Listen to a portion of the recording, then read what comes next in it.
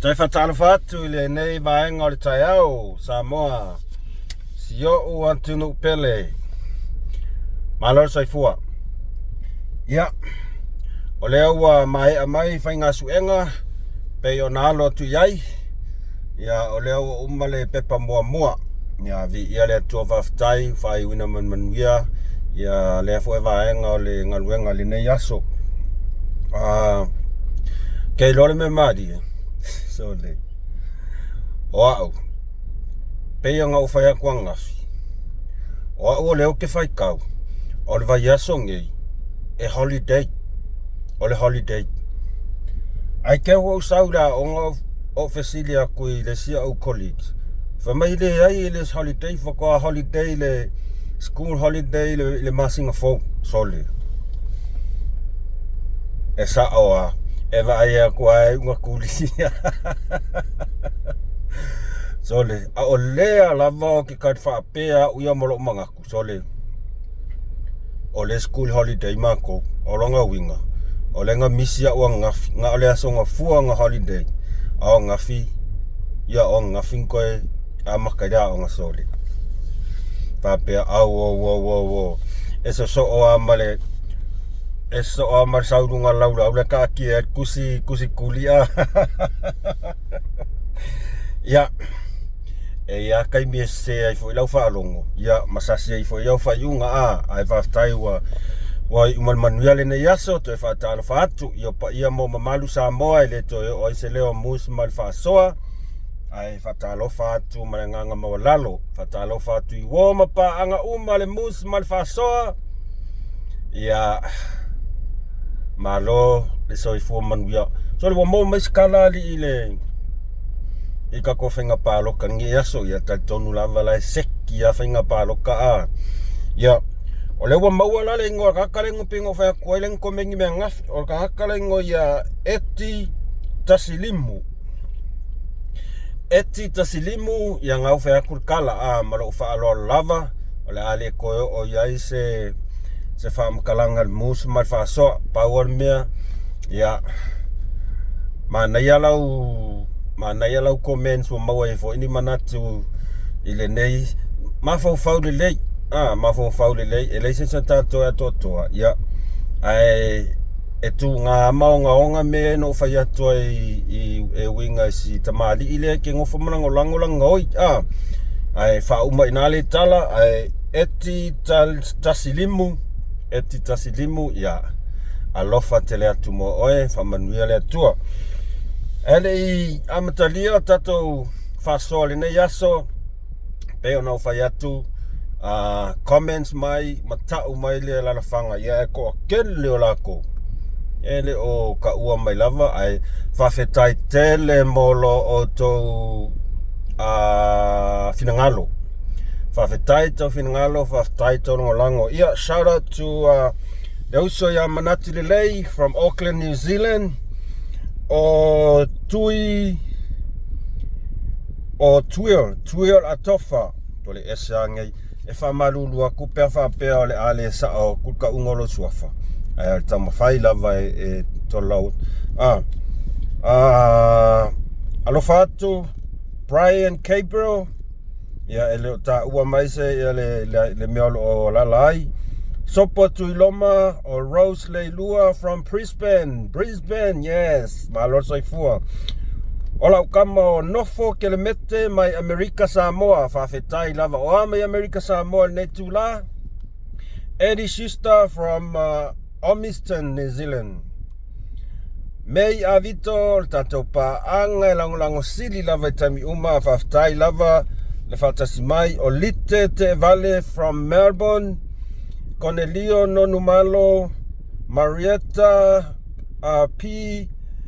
Taluai Ngaluenga, Maito La Fola La, o Foini Sujun from Brisbane, Niwe Leanga o Tupou Lile, e faisto atele, Alisi Pauli o T. Dauk, o Mike Malietau, o Tuala Sia Alexander Tuala Sea Alexander from Otara, Fafetai Te Lava. Kamo 685 Hamo Boy from Papakura, New Zealand. Ia o Nive Neliko Tala Le Ataua, ia o Sula TY6E. Whamaruru watu, ngai lato umalava ia, pea whapea wale mauolo swafa, ia to talo atu, comments mai, matau mai le tua lalangi po whea fo le olo e lalai, ma e no pia ia nei vai tau, ia wa fo se manuia mo na i tatou a inga. Ai o lato umalewa tuato lato swafa, whawhetai mo tau whinangalo, whawhetai langolango, whawhetai tele lava, mo lo tau whaatasi mai taimi o le mus, ma le whaasoa. O taitonu, whawhetai pia whai au ngā le mus, ma le whaasoa, i nei mata upu e au ngā mo i tātou. Ia, ma whaali ai fo iso tau whinangalo e tua lalo atu, ma le nganga maua lalo, i tātou comments, e iai lava iso tātou o loo, iai upu mamafa ni ngangana, tautua nā lava ni ngangana, pia tātou, e le atoto umai tātou, e pei fo yo hao, e taimi e ova i le ika kaimi e whea kwa whasoa, yanga ke ia leo o ai ngisi upu o ngai, e au ngā fo i me tupu e tō matau ina i fo i le tātou whai ngā malanga, ai tautua nā, po le a lava lo wita, i aua lava ne i aini upu palau vale o e tu mai tātou comments, ai maise lava i tātou o lo lango ma losi tātou a inga o le whatotua i le tua sa mo tasi ku ai pela kou ia la ke ma lafo mai upu mafa wanga le lafo mai ia poloka i le koe e tu alalo ai al musma whaasoa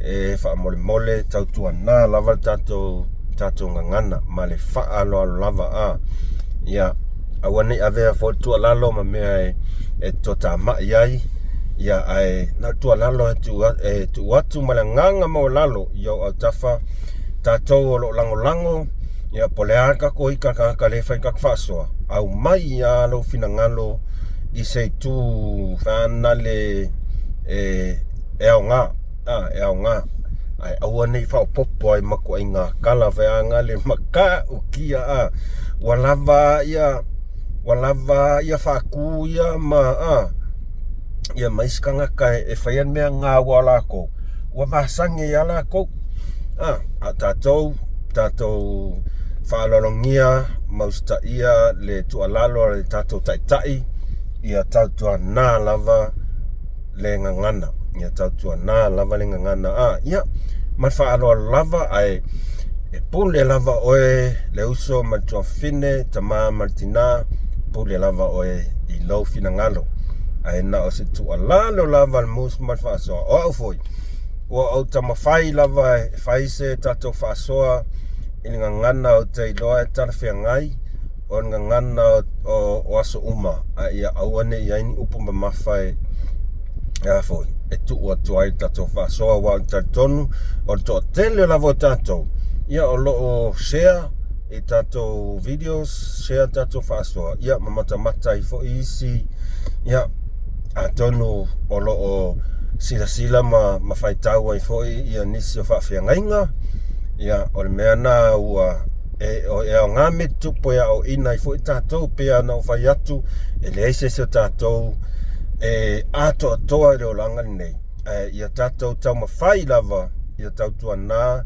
le ngangana a wā lava le sila mai moa ia ma le whaafonga na i o tātou pāanga o o me masani ai maisi o tātou a inga o na i au sina ia o le a inga sa le vi matango fia ai le tātou maftanga pe o situa lalo na mai a mus ma le whaasoa ma le nganga maua lalo tele whawhetai pe a whai tātou te utangia whaatasi mai le tolo atua a mus ma le whaasoa ai ole a matasi a tātou whaasoa a matasi tātou whaasoa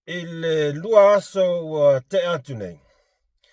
Lea sato e whai mai ai ia tustusinga mal whaatale noanga a le taitai a le vaenga wha upu whai a le HRPP. Lea sa matua i manino lava le whaasala lau mai lunga o le Samoa Observer. Lea nai e toi whaailo mai ai foi lana tau tinonga.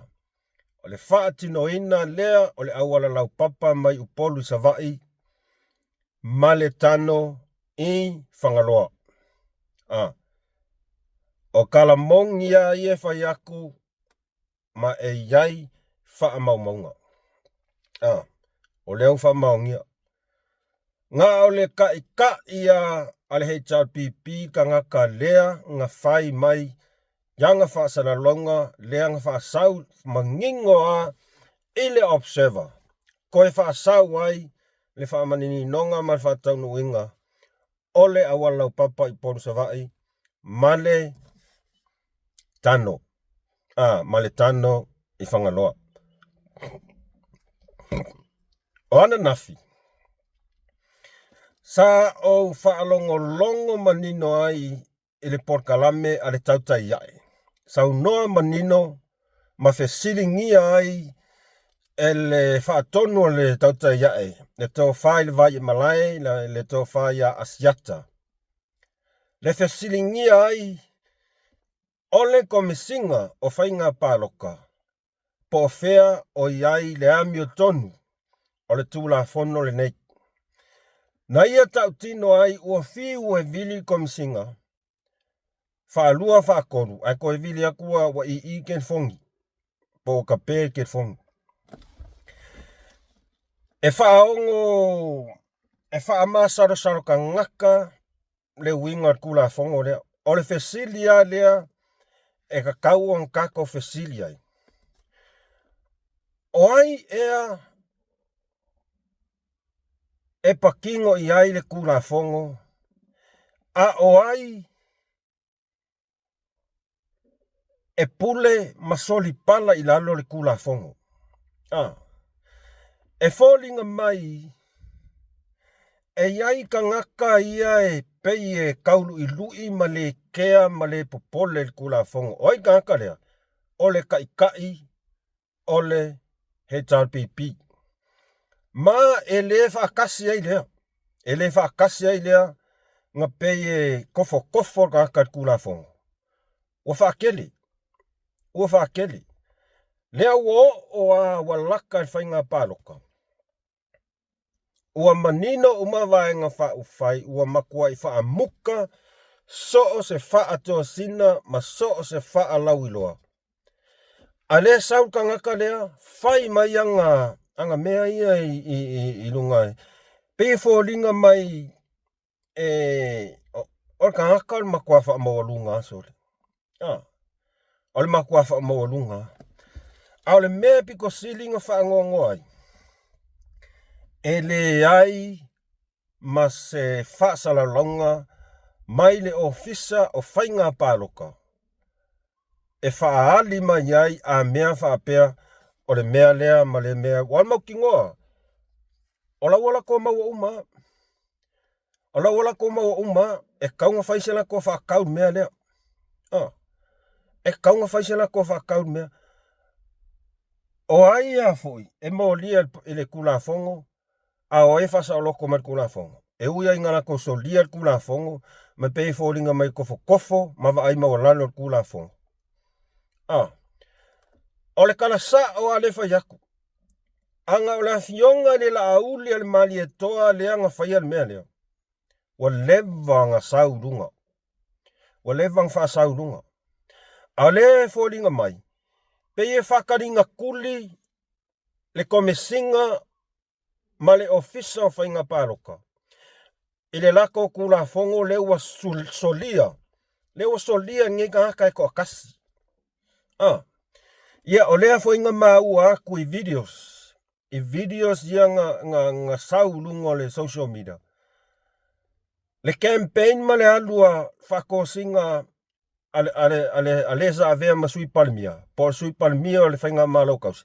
Ngā makua I mangingo le lei mai lava. Po le aso ngā fua e alea ngā alu ai. Alu la ngā se singa I le si a inga I sa le aura. Kulou lava le malu o le kumalo. Ma le alafanga. Le ngā alu ai. Ia.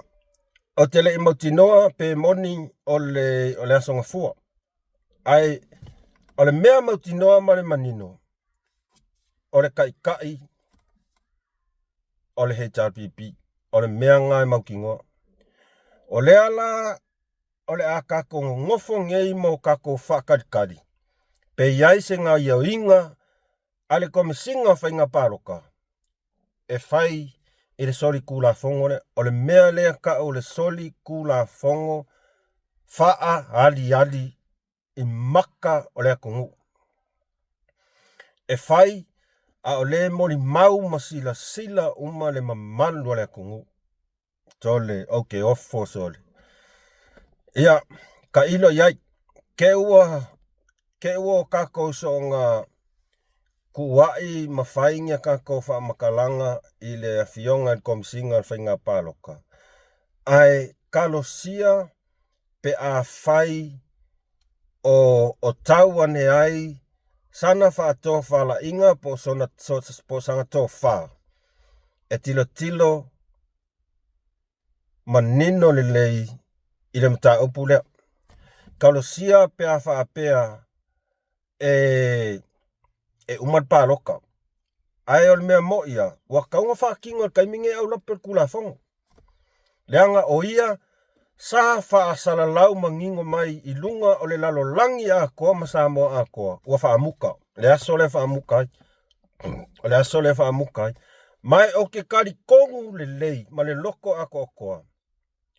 Sa ia sila iai, I kuskusinga ia ma whaalau iloa lea asa ilele. O ke mauki ngoa. Leanga ua lau vivilu lea kungu wa lulunga social media. So au alangi I whaia maise SQ sa lau a fionga I le komisinga whainga paloka. E ke le iwa ai ne ai. O le kounga ruenga ngā o le sila koko ale lei au wale ami o tonu. Au kako alo aku se tato atu nuu ilanga whainga whitwhiringa. Ia o ana nei lea sa whaatino ele pre-polling. Tae au. Ia ma le paloka kelelo ila so asfaraili. Ia o se manatu nai whaasoa tuai. O se manatu nai whaasoa tuai le neitu la o le asa. Lau a fionga komisina o le tua laloa ia o tangata nua Samoa e le ngā oa e ko a kele ka ngaka o le kungu. Le ngā ua wakul lako whasea ma le lako kua lalo. Ina ia e sila ma ia e tanga I totoa I fo iai. I lautu la fono sa e faua. O lautu la fono sa e whaasala laua, whaalau I loa ia mai I lunga o le atunu. Ma ua nofo ilo iai le mamalu o le atunu. Ia mai la tau o lo sa au ne tau vaan whainga pālota. O koe whaafonga I whaasesi, o koe whai mainkuskusinga na fionga na au le mali e toa I lunga. O koe whaafonga I whaasesi, o koe whai mainyang whakarangoanga, le ai.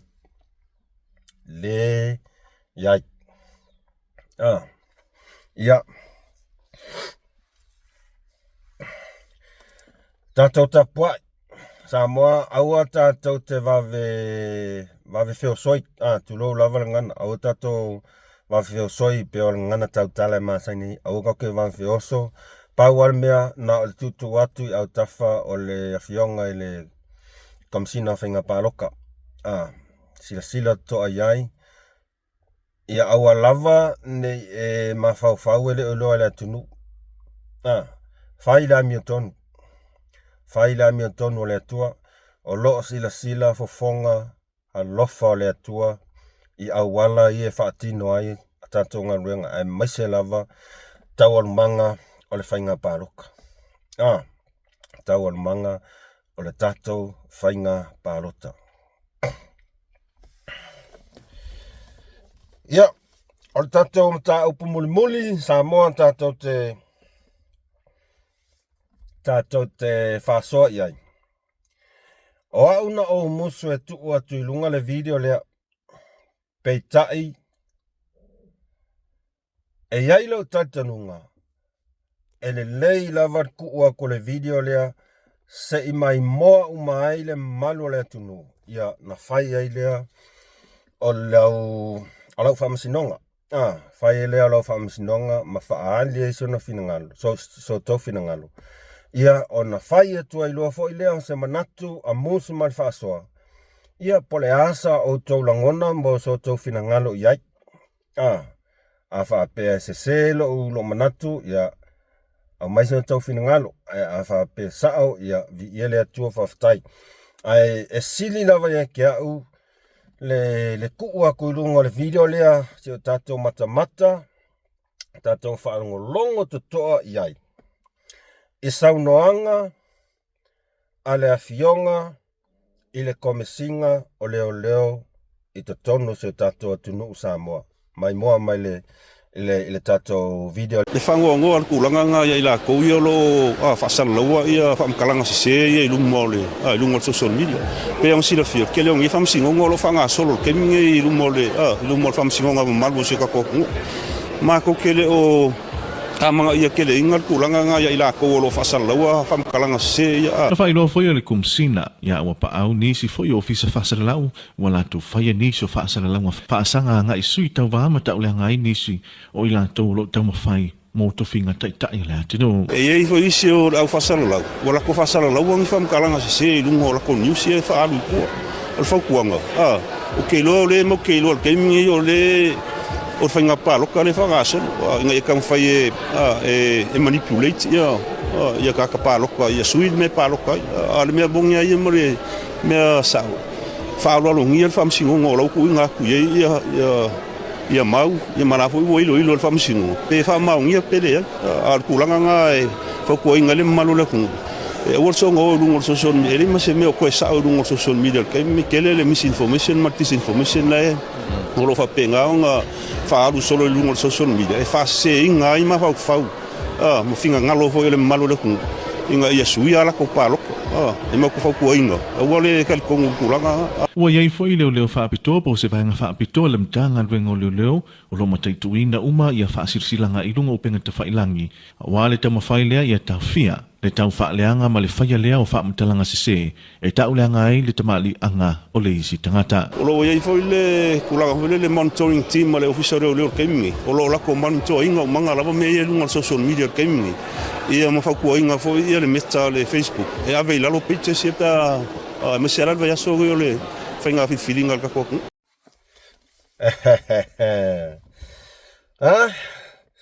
O le aso tau se sila tu iai.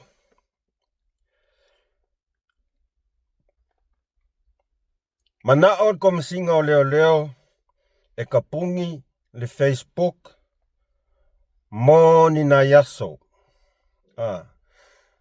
O iai le finangalo pesa mana o le komisinga o leo. O le pumongi foi ya. O le foi nga manga o ai foi ia kai o sap. O manga o ku ilalo le kapungi Facebook. Aesa karsanga la ile komisinga whainga pāloka. Ai ke e komisinga whainga pāloka. Ia lenga mai ilfinga lo mangingo a lea foi. Ar komisinga whainga pāloka. O lea la o ke masar salo. Lea ufa lau iloa mai il whatandoanga komisinga leo ngafi. Wa manga ai ku lalo Facebook. Wa manga ai ku lalo Facebook. E fōlinga mai ka ilo iai. Ke o whaapea o se defamation de mele whaiaku leai. O sau masar salonga. Nga ke e loa el komisinga whainga pāloka tarsanga al taitai el sap. Pea le ua whaape oso mai I le komisinga e mga o kamwhai whaise au wala ku ilalo. Ia, o masar salonga. E leo se o ke leo kango I tifame sensi o masar salonga. Na ni masar salonga ai o ke rei loa. Leo la ua manao le komisinga o leo I Samoa. Le afionga ia au paau longo I tino Filipo. e ku ilalo pe kapungi le Facebook. Moni na yaso. Au whanga solo tuaila tato tunu u e whainga paroka. Ia ka ilo iai i se kou sila i fo iai le video. I mafu anga o mga awai ia le komisinga whainga paroka e kapungi le Facebook kaimi whainga paroka. I lau kilo malau mai kau ai anga awau. O le memo mua. O lau kala le whaiaku malwhaasoa le la whaiaku i lau fionga i le komisinga o leo. Le ai. E ku sa o kuala ukala ma o ke le o kango e defame oi. Kei fawua uma e whapea waile i le sau mo lia lo defamation. Le ai. E ku sa o kuala ukala o nga e iai ia whamaonginga mau kuku. So o ke le o kango la defame pe whaleanga oi. Ai ole a o kali sa o kua ia ke oe oa o tangata nua Samoa. Oa o kangaka e iai la ua ia kau. E le ai masau fe au iai. Mai le ai masau pule iai oe le komisingo leo. Tu lou lava o to finga mat. Tu lou fo yo suafa. Yo tamali anga malu suafa. O le mafu anga. Fai mai. Ua whaangoa ngoa komisinga. Ia ila kou o lo whaasala laua kala se ilunga o le social media. Whaangoa ngoa le komisinga ia ila kou o lo whaasala laua kala se ilunga o le social media. Ai koe oso mai kuarsi si walang kala. Ma kokele o mga ia ni kala o whaasala laulunga social media. Ngai mangingo le lei ia lang saunganga. E whai mai whangongo ia la kou ia whai akala lunga social media. E whai mai ma kokele o mga ia inga.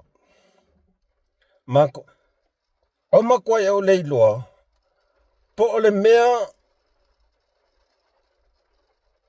mea ea o sa o le mawhauwhau al komisinga. Ia nga whaamakalanga mga saunganga ia ku mai lunga social media.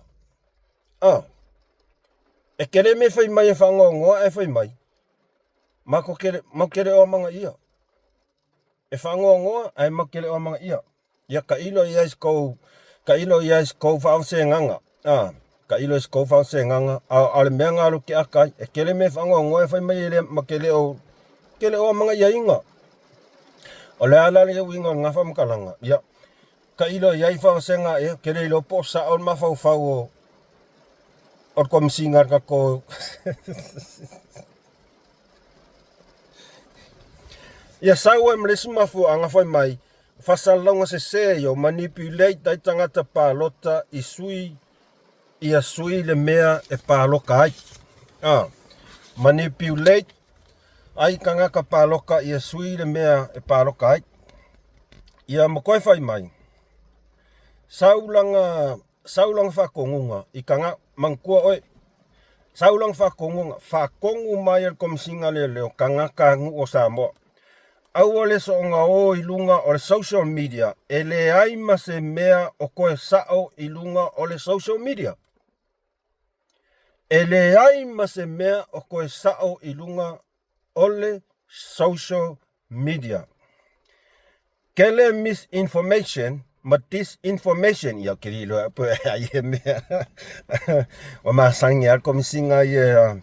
Kele misinformation ma disinformation la e alu solo ilunga o social media e whaase se ina ai mawhau o tangata ina ia suia ai pāloka.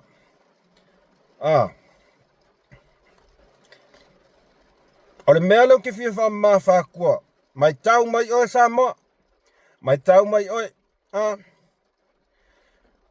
Ua le to iai ma se mea o koe sao ilunga o le social media. Kele misinformation ma disinformation la e alu solo ilunga o le social media e whaase se ai mawhau o kangaka. Ia ua le lei. Se avatu sina motunga afa mai le mus mai whaasoa. E alu aku sao lava i lau fionga ele komisina o leo pe ango fai aku e kau sao ku lava ele aloangi o kala ma o kele o kango foi e defame lau fionga tu low lava pa ia mo mat o kele o kango defame o lela kau kala sao ku lava ile e fa kau kongwa ila ukana lea wale ko yai masemea o ko sao i lunga o social media kele misinformation kele disinformation e fa se ile malungaka ya mana tua foi Samoa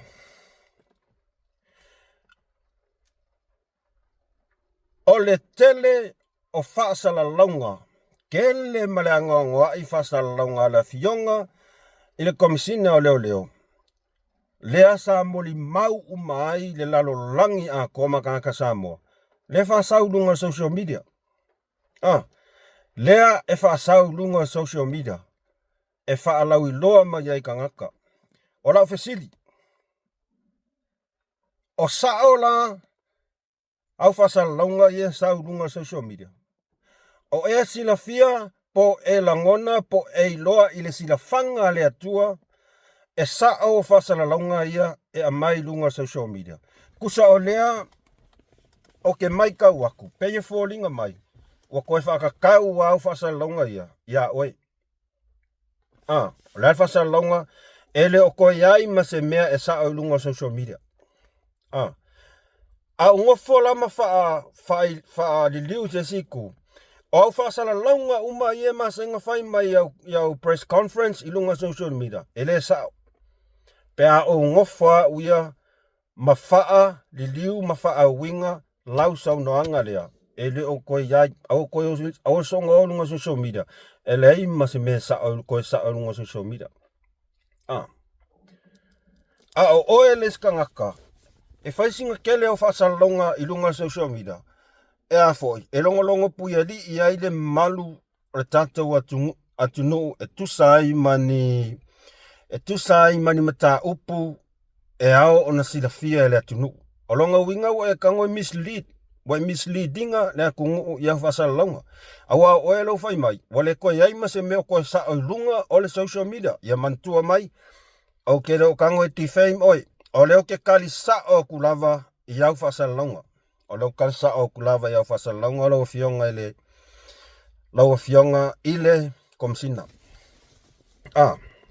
o fasidinga o fa maongi toi no foi falava o toi mafau si ia lima ilu mo le atua fesili le atua po o moni masao au fa sala longa ia ma sanga ku mai lunga o le social media o leo wa e no fo matu wa ile malu le tu no manisio ofisa fa sala ma e tau mafai e ta ofi le Facebook na ia awane toi fai atu ni fa sala longa anisio ofisa fa sao e kas ia le ofisa fa sala lo ke mafu fa wa o tata ya asia leanga o lo avaku uma tata ya e fa sala longa avaku ma fa maoninga ma e yai le mafua anga lea o te masalo mia wa e manga o e ku ilalo ia Facebook e il mafua anga ka ilo yai pesa o la mafua anga mangkua mai ke lo kango defame ko ke musu e faali uma ko tauta ya e manisi o tangata nu o Samoa mea moni ia la tauta iloa tua ia aita ita i ole tunu tua ia ita i ole tunu walau vivilu Samoa a koa i tua inga pepelo disinformation misinformation nga fai ka il heita pipi fa sanga ile sunga laulen malieto tu wa ilaulen malieto ile maliu over ele tu lo lava se mato fai pule me se mato nu va ele ia over ele tama fa na se mato nu i mata vai sa fune tu wa iva ele tu wa ilaulen malieto kele ole makua i kele o upu kau whaaleanga ma pepelo ngā whaia ka ika ele kua ngai. E sau mea whai ai, misi a koa. Whai le kau wha makau, a li mongi, i la whionga ia vui. O le mea mafkau i uko kō, la leu lupa pala, e sau mea whai ai. Le ai ma se mea ngā whai ai. Ais kama i mea e whai e la whionga la o le mare, kua kouwhio soi. Kouwhio soi mo lia. O whea la le misinformation ma disinformation, ma mea pepelo ye whai e kulunga social media. Le whasa lau kulunga social media. Sa whaalongo longo mai tau uma Samoa atoa i le lalolangi. I se tasi au press conference a whai. Mai lunga social media. E winga i le maliwa tu lau lava le atari.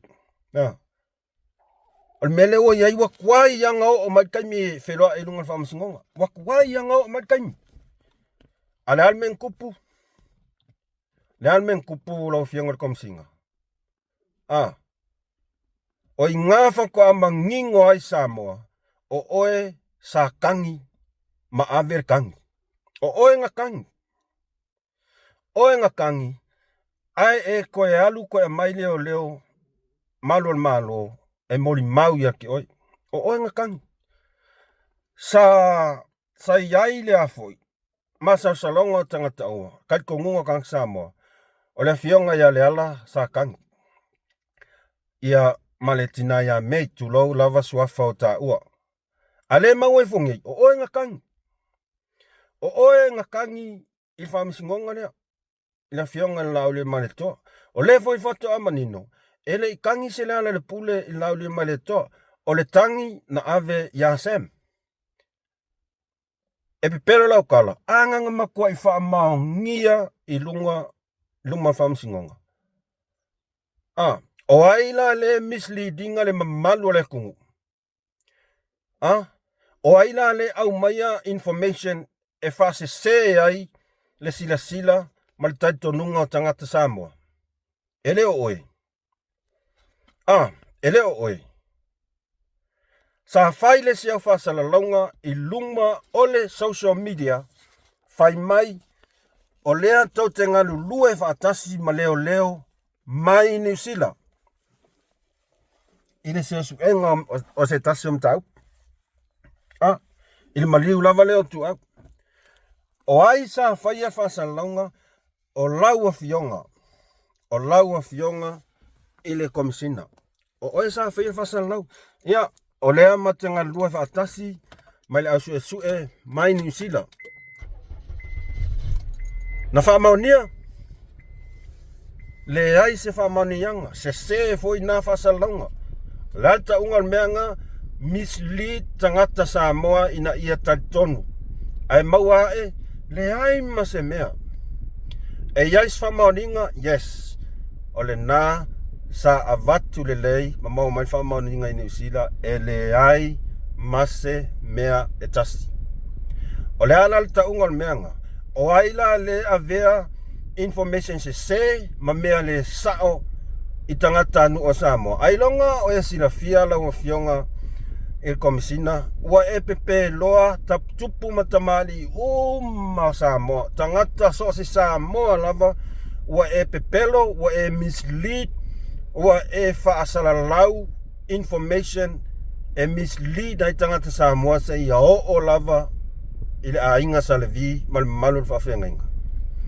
Alewa e oso mai kusi lau lima i tangata Samoa male au whasalau wa kuwai ole afoi. E pepelo la ko mea irunga whai ilunga social media. Wa le ai ma se me koe sao.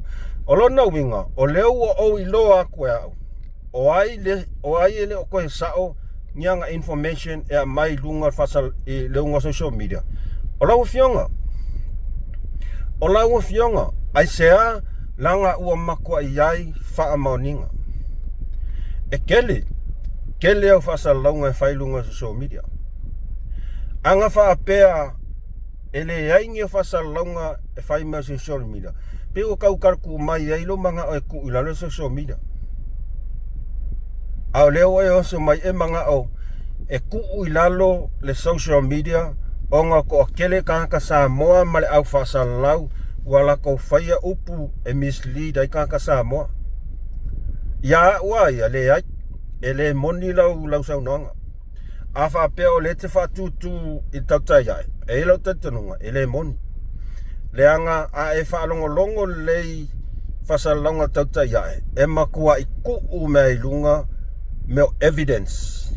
Evidence e whaamaoni ai. Ma o le tautai ai foi, e le mawhai o na la tau whaia ni whasalalaunga e au noa mani whaamaoninga. E ka kauanga i whaamaoninga. Ma ai ai se mata upu e le aini whaamaoninga, e le mawhai o na whasalalaua mai e tau whaia asiata. Se iwanga nā ua ia mauti noa le lei ua iai ni whaamaumaunga mau tutu e whaamaonia ma support ai mata upu whasoa. Ia whako a saurola ia. A e saua i lunga. E post mai ai lunga ma whaamaumaunga ai sila miole malo le tunu. Au oi. O iai ni whaamaumaunga e te iloa ai. Na tonga lue fantasi ma malo mani sira. Le ai mani whaamaumaunga. Ma o iai whaamaumaunga e whasese ina ai i au saunoanga sa whai mai lunga social media. O haila lea e whase ele malo le tunu. O leo whasalau, po lau fionga. Po le mea, e iai se mea o loo e tau mawhai e puni. E puni ai se tangata, po o ni tangata. E iai. Ia kailo iai. Lau fionga, ele komisina, ia na o le atua o loo whamasino. E iai le aso, e iai le taimi. Mana tua, whafofonga le lei upu ia luatu. E le tifein, e le o se tau whaleanga. O lau te tala noa sao atua ia te oe, ma whesiri sao atua te oe, o te manao e te tali ai. O lea fo i e whaatali le motu saa i Amerika. I autu o inga sa whai fo i lunga le social media. Ma e tu wai ai o Amerika Samoa le au mai le aisa. Le kiliva mai le aisa. Lea lai whaatali nei. O te langona ne nā ua e tau limaina. Le tusi mea Amerika Samoa. Provide ni au evidence e ke whaamaongi ai. Ma e ka kau o nga e alu e te tū i luma o le whainga malo ma whaamasinonga Amerika. Whaamaoni ai. O e mauti noa la o lau tua inga fore nai Amerika Samoa e mauti noa e sao ma e iai ni whaamaoninga. Au information umanga mau whasalaunga na. O le whasalalau a sila mio le mamalu o le tunu. A whai foi la e le aini au whaamaoninga ma whaapea mai Amerika Samoa e se ma le whaamaoni au saunoanga e whai. O ai la le misleading le tunu. O ai le amaya information e whaasese ai le sila ale manu le tunu. O lea mātou te whaatalitali umatangata Samoa e sautali maniau moli mau mautu e ave ele motu sai. E ave ele motu sai. E whamalulu atu I lau fionga. Pea whaapea leai. O le tau tala sao atua mūs malwhasoa. Ma au tele fefe o tala noa tia te oe. Ai se a. O lau kali, o lau fisilia oe. O ai oe. E iai sau fe au. Wa e manga o ai ku ilalo Facebook. O se Facebook at ko ai. O le fisilinga o ai oe. O ai oe. E a mai ai. Lau whaupuanga le malu le kungu. Mana, o le mako ai a kakau. E pei fo yo oe, malau ai a te tau. E leo oe so ka maa. E kakau anga e alu e pui le tūla fono. Tausi le tūla fono. I le moni man wha maoni. Ai au e ke sau kuu mai. Manga oe kuu ilalo Facebook. E leo se Facebook a Samoa. E leo se Facebook a Samoa. e le pule inga ka Samoa ma e ke le pule ai lo afionga i komsinga tulau lava upa ia mau maru alo fai e ave ese lo konginga kusa o konginga ngai peua e fia pulea ma pule kuku ai ka Samoa le ai ele o masau makafa iai lo sau fasanga mai kangaka o lau makafa ioi o le tausi le tulafono i le moni ma fa maoni e te tau ai i le silafanga le atua o lau matafa ioi o ia e mautinoa ia tutusa tangata uma o Samoa mai lava i se le tau oloa se ia o tangata olo o umia to finga maululunga ia tutusa lau sila i le tulafono ai aua e te tau mawhai e pui ni tangata e te iloa e maua mai ese manuia o le fautuanga na o lau tali leo whaiatia oi o te wha malulu atu i lau fionga ne ai o le kaukara sa o kua mai lo faku o ngā o le alofa e iai le kaimi e ave esa i lau konginga mai au ko finga nga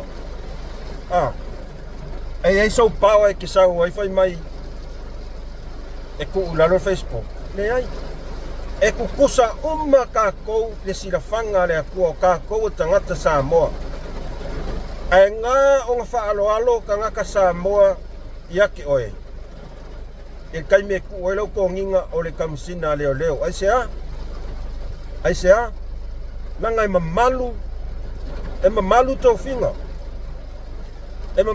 finga ai aua nei avea tau finga ma mea ua makua i maua lalo ai lau sila i tangata anu o Samoa aua ia e mafau le lei ma ia e toe nofo i lalo tatalo i le tua ma e mafau i le tofinga o nei te ua o le tofi a tangata Samoa ma e le o kongia o i ngiau kupi o le kokongi o i tupe a tangata whailafonga Samoa e le o kokongia o engi kupi al palemia e le o kokongia o e kuda epa e le o kokongia o e po wai lava se mingska ne ai o le kokongi o e tupe Samoa tangata Samoa o le kokongi fia me i kupi a Samoa kokongi kule epa o mingska uma i kupi a Samoa kokongi so o se whaululunga o matanga luenga i kupi ai tupe a tangata lima vai se ia o lava i tangata lima manlosi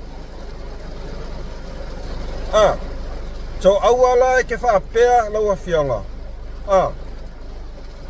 ngā kupe al palemia le kongi ia ne ai e kukusa uma o koumal palemia o kounga kou aku e tausi le malo na whiniwhili atu tangata Samoa e atu e tausi le malo tausi tangata anu o Samoa ia malu puipuia i le tulafono ia tutusa tangata uma le tulafono ai aua ngei iai sesi e ilunga aku o le tulafono o lau fesili la lea malanganga maulalo o e silafia i le silafanga le atua o e wha maoni i le whatinoina o iutiute ma le tausiaina o le tulafono ina ia mautinoa e tutusa tangata uma ma ia malu puipuia tangata uma i le tulafono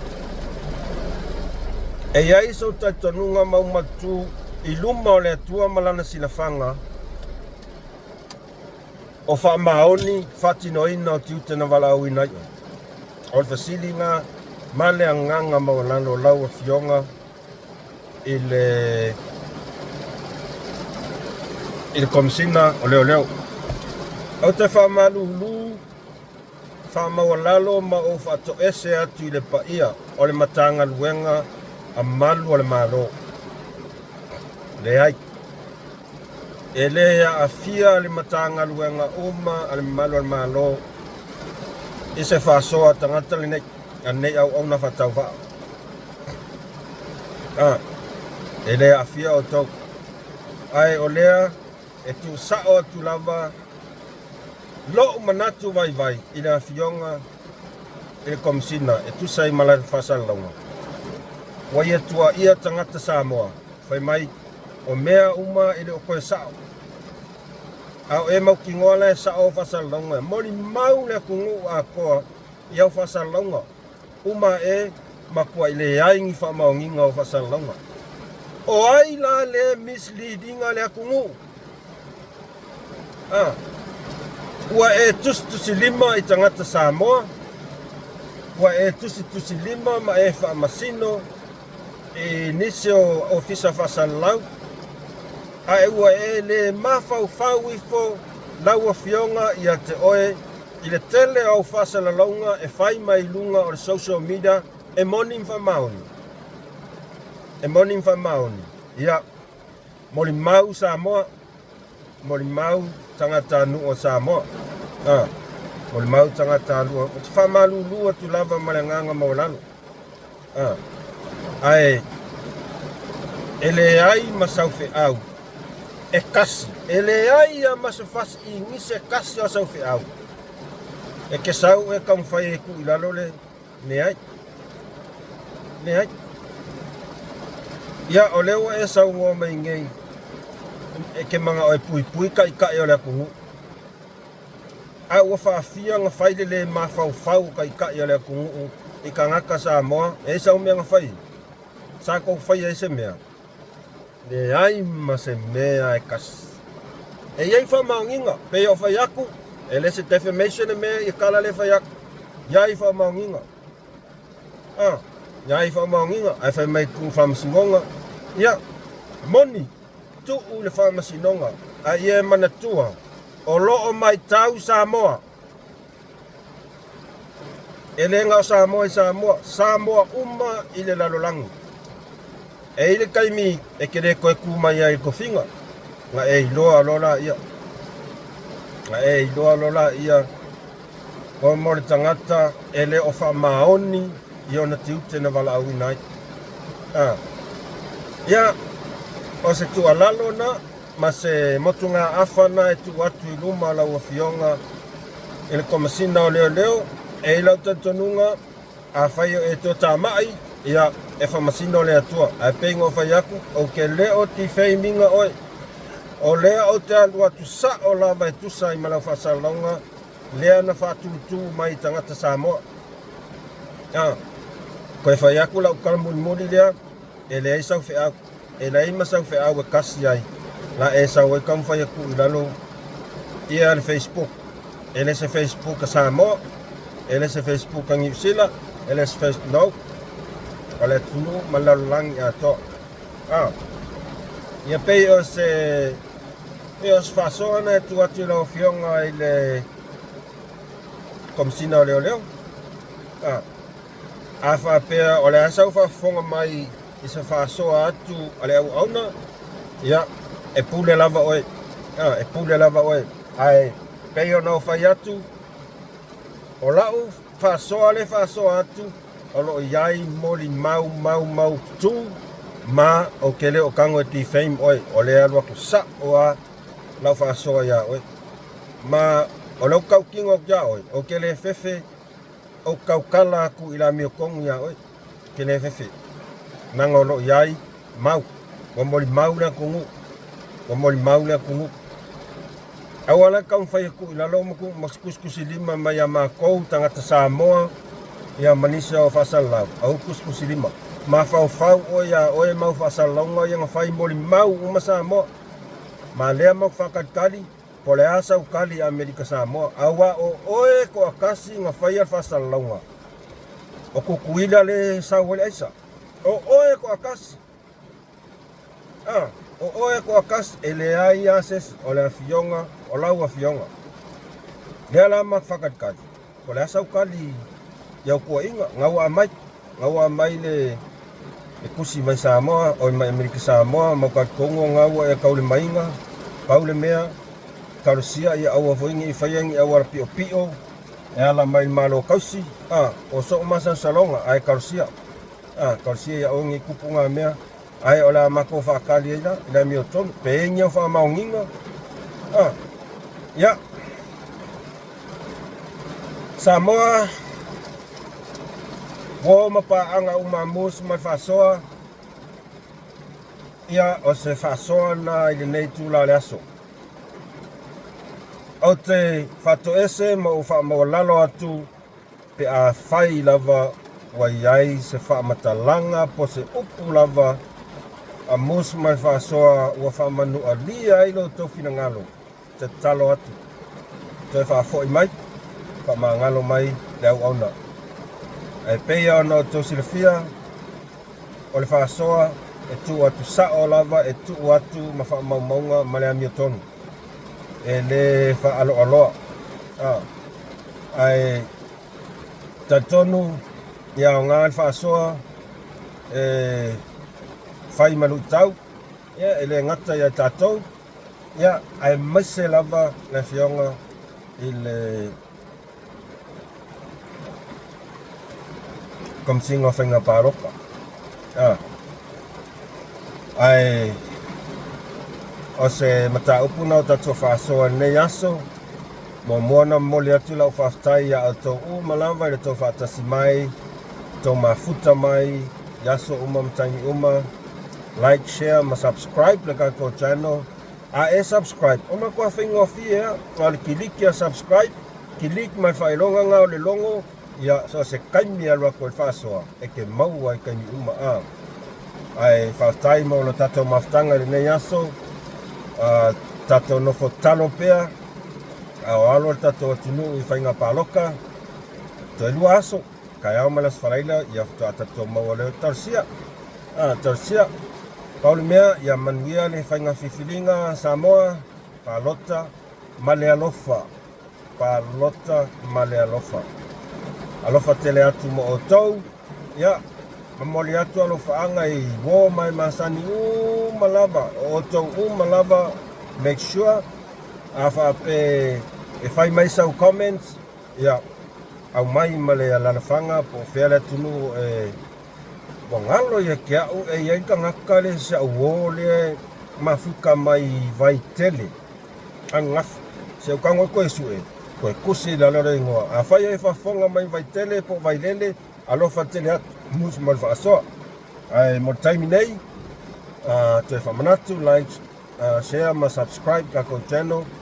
Ia, atone toi maua se whapoponga o tato whaasoa i le asoa tai au. Ai mo taimi nei, alofa atu, mus mal whaasoa mo o tau whaasaifua.